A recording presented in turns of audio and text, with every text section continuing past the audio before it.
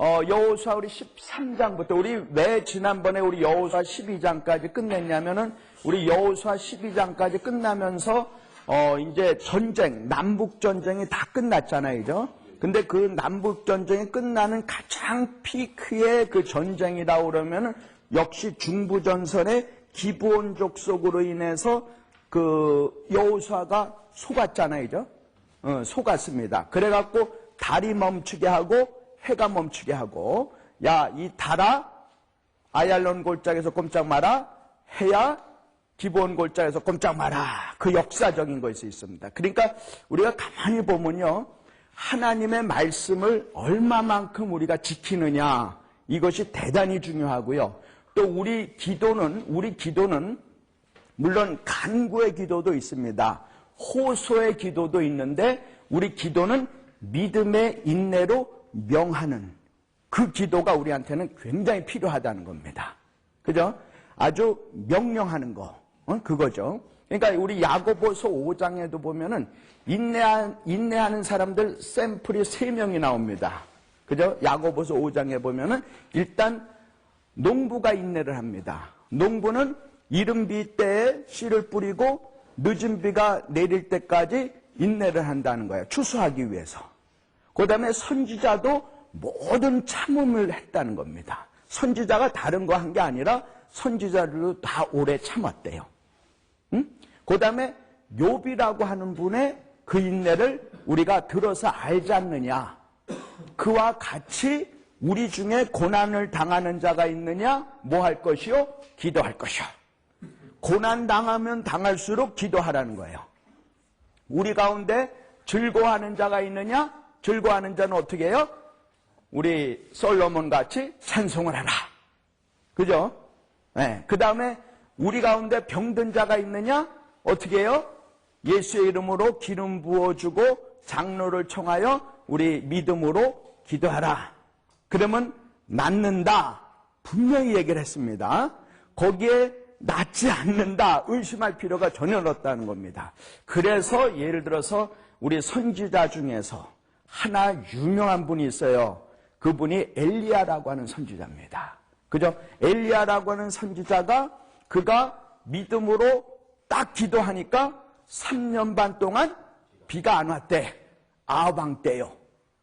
그 유명한 아주 우상의 대명사인 아방 때 그 엘리야 선지자가 비야 오지 마라 명령했더니 3년 반 동안 안 왔대요. 그래서 3년 반이 딱 지나고 난 다음에 비야 와라 하니까 비가 왔대요. 그 믿음의 기도로 명령을 하니까 그렇게 됐다는 겁니다. 그런데 우리가 다행스러운 거는 뭐냐? 우리가 다행스러운 거는 우리 엘리야 선지자하고 우리하고 틀린 점이 전혀 없다는 겁니다. 그러니까 우리가 다행히 우리도 그와 같이 할 수 있다는 거예요. 할 수 있는데 안 하는 거는 불순종입니다. 그죠? 믿음은 할 수 있는 거는 믿음으로 그렇게 하기만 하면 그대로 이루어진다는 거예요. 근데 우리가 그걸 안 합니다. 그러니까 그게 불순종이라는 거예요. 그러니까 이루어질 수가 없다는 겁니다. 엘리야하고 우리하고 다 똑같대요. 눈도 2개고 코도 있고 귀도 있고 입도 있고 좌절도 하고 실망도 하고 불신도 하고 때에 따라서는 그런다는 겁니다. 때에 따라서는 먹을 것도 없대요. 그래서 과부집에 가서 아주머니 찬밥 주세요 네 했잖아요. 그랬더니 그 아주머니가 과부가 자기가 먹으려고 딱 남겨놓은 거를 그냥 엘리야한테 줬잖아요. 그죠? 우리도 배고프면 옆에 가서 구걸한다는 겁니다. 그랬더니 엘리야가 축복해줘갖고 그 집에 먹는 것이 가득 차는 놀라운 역사가 일어난 것도 엘리야가 우리와 똑같은 사람이라는 겁니다. 그러니까 우리도 똑같이 그렇게 하라는 거예요. 그러니까 여호수아가 명하여 해를 꼼짝 못하게 하고 달을 꼼짝 못하게 했다면 우리도 그렇게 하는 역사가 일어나는 겁니다. 절대로 우리가 믿음 가운데는 의심하지 말라는 거예요. 믿음으로 구한 것은 이미 받은 줄로 알라. 아멘? 그러니까 우리가 엘리야와 같습니다. 틀리다고 성경은 얘기하지 않고요. 여호수아와 똑같습니다. 여호수아 절대로 우리가 구별해서 여호수아는 그러니까 그렇게 생각하지 말라고요. 성경은 그렇게 우리한테 담대함을 가져라 이렇게 말씀을 하는 겁니다. 그래서 이제 여호수아 13장부터는 이제 전쟁이 남북전쟁까지 중부전쟁이 한 5년 걸렸고 남북전쟁이 약 2년 정도 걸렸다 하면 이제 7년이 다 되고 난 다음에 이제 땅을 분배하는 겁니다. 땅을 분배하는데도 사람들이 생각이 서로 다 자기 각각이에요. 그래서 그것이 분배하는 것이 이제 쭉 나오는데요. 예를 들어서 우리 오늘 여호수아 우리 13장부터 이렇게 성경을 보시면 우리 여호수아는 계속 그럽니다. 아직 너희들이 취할 땅이 많이 있다라고 얘기를 합니다. 우리 여호수아 우리 13장 보면은 그래서 13장부터 약 22장까지는 땅을 분배하는 게 나오니까 여기는 될 수 있는 대로 아주 유익하게 스킵을 하셔도 좋습니다. 제가 이렇게 말씀드리는 것만 이렇게 체크하시고 언더라인 하시고 그 다음에 다른 거 뭐 무슨 지역 이거는 구체적으로 안 읽으셔도 이해하는데 성경을 이해하는데 아무 문제가 발생하지 않습니다. 그러니까 우리 여호수아 13장 1절 이런 거 보면은 맨 마지막에 보면 얻을 땅이 매우 많이 있도다 그랬습니다. 그죠? 그 다음에 우리 13장 7절에 보면 이제 그 요단강 동편의 2지파 반을 이미 할 땅이 됐죠. 그죠?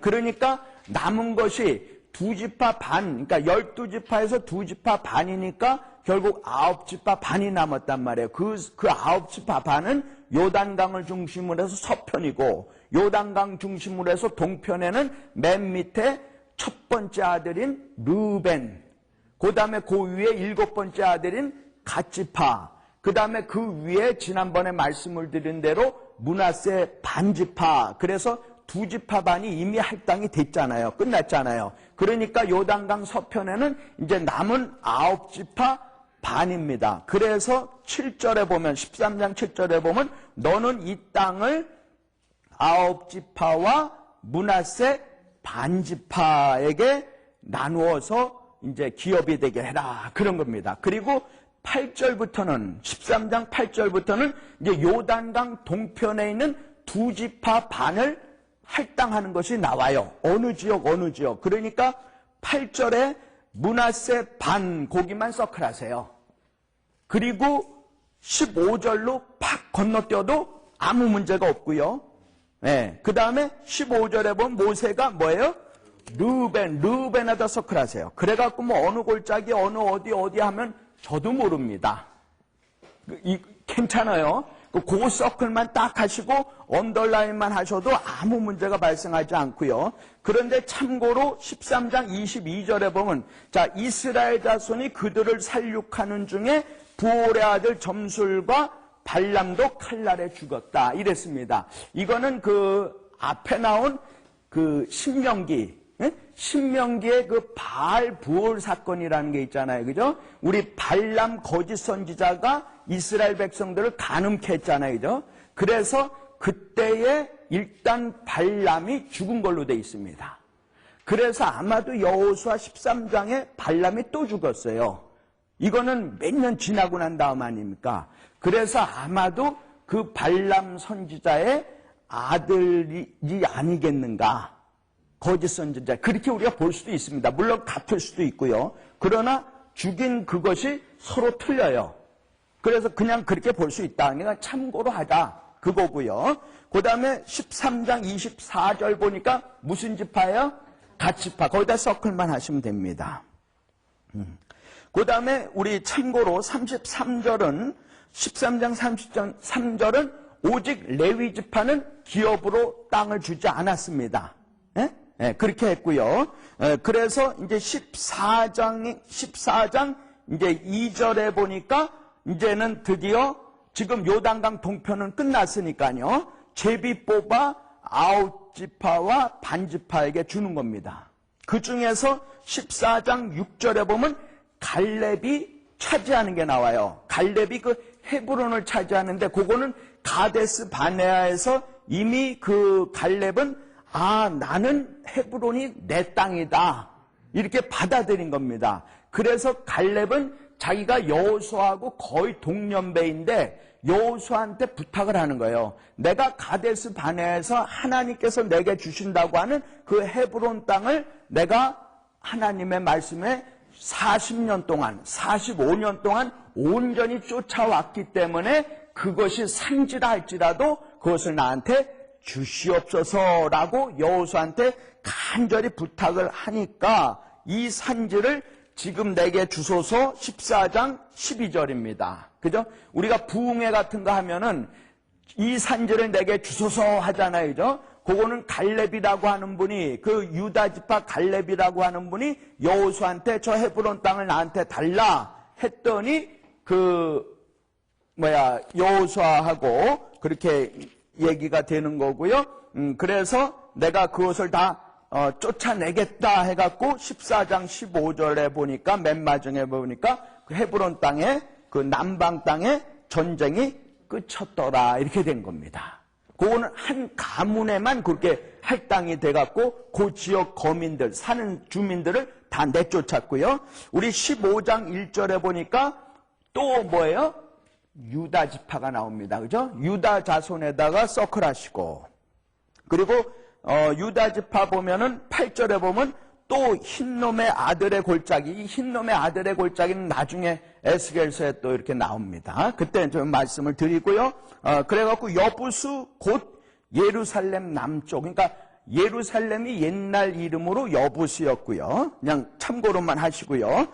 그리고 우리 그 유다 지파가 이제 쭉 15장에는 쭉 받는 것이 나옵니다. 그래갖고 15장이 이제 그런데 거기 보면 15장이 63절까지 있습니다. 그죠? 너무 많잖아요.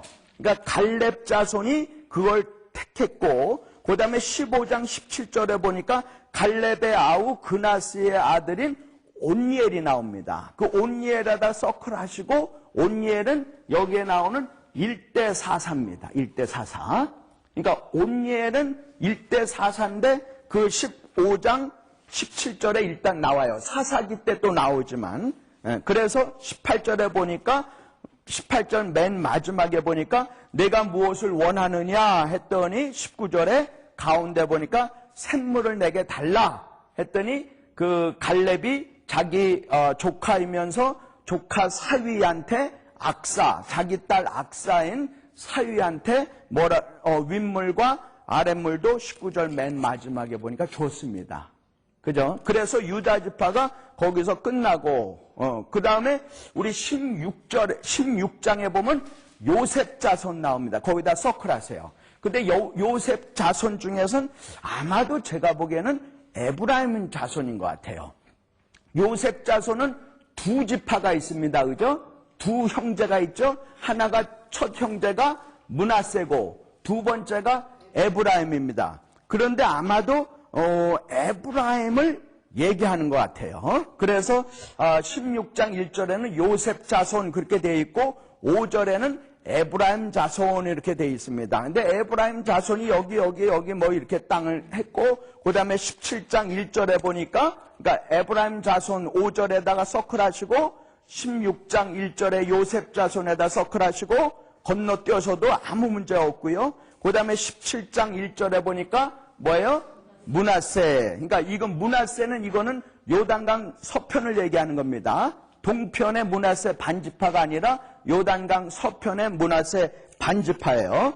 그래서 17장 1절이 나왔고요. 그 다음에 17장 1절에 거의 마지막에 보니까 아버지라 그는 뭐예요?